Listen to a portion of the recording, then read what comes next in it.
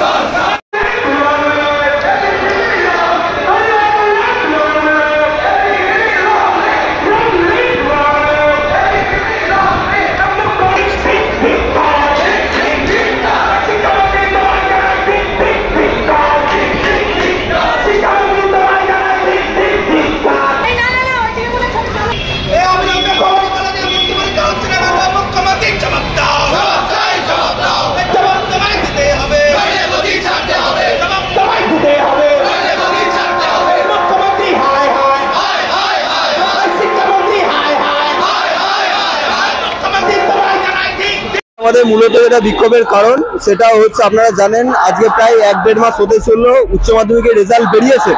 তারপরেও এই নির্লজ্জ প্রশাসন কিভাবে ছাত্রছাত্রীদেরকে মানে ভবিষ্যৎ তলানিতে ঠেকানোর জন্য অ্যাডমিশন প্রসেসকে বন্ধ করে রেখে দিয়েছে। ওবিসি ছাত্রছাত্রীদেরকে, বিশেষ এক শ্রেণীর ছাত্রছাত্রীদেরকে বেনিফিট দেওয়ার জন্য এক শ্রেণীর ছাত্রছাত্রীকে মানে তাদের ভবিষ্যৎ নিয়ে মমতা ব্যানার্জি ছিনিমিনি করছে। তারই প্রতিবাদে আজকে আমাদের বিকাশ ভবনে চলো অভিযান আছে এবং আমরা সেই অভিযান করব যতক্ষণ না পর্যন্ত শিক্ষামন্ত্রী এর সঠিক উত্তর দেবে, ততক্ষণ পর্যন্ত এই আন্দোলন চলবে। এবং আরেকটা কথা ক্লিয়ার ভাবে আমি জানিয়ে দিই যে আজকে যদি এর সলিউশন না হয়, আগামী দিনে প্রত্যেকটা ইউনিভার্সিটিকে অচল করে দেবো পশ্চিমবঙ্গের। আচ্ছা, আরেকটু বিষয়, শিক্ষামন্ত্রী রাষ্ট্রমন্ত্রী বলেছেন যে আগেরবার যখন পোর্টাল খোলা ছিল তার আগে এইবার পোর্টাল খোলা হবে। 1.5 মাস হয়ে গেল, সাধারণ ছাত্রছাত্রীরা না সাধারণ মানুষকে কি বোকা ভেবে রেখে দিয়েছে নাকি শিক্ষামন্ত্রী দপ্তর বসু? ওনার নিজের ক্ষমতা আছে মুখ্যমন্ত্রীর নির্দেশ ছাড়া একটা কাজ করার? আজকে সমগ্র পশ্চিমবঙ্গ জুড়ে ছাত্রছাত্রীরা কি করবে না করবে এই সময়ে দাঁড়িয়ে দেখা যাচ্ছে পশ্চিমবঙ্গে মাইগ্রেশন কিভাবে বেড়েছে এবং ছাত্রছাত্রীরা কিভাবে বাইরের রাজ্যে পালিয়ে যাচ্ছে। শিক্ষার পরিকাঠামোকে পুরো ধ্বংস করে রেখে দিয়েছে। তারই একটা প্রতিশ্রুতি এবং তার একটা ফলস্বরূপ আজকের এই এবং পরিকল্পনা এবং চক্রান্ত পশ্চিমবঙ্গ সরকারের, যেই ছাত্রছাত্রীদের অ্যাডমিশন প্রসেস বন্ধ করে রেখে দিয়েছে। আপনার নাম আর ডেজিগনেশন?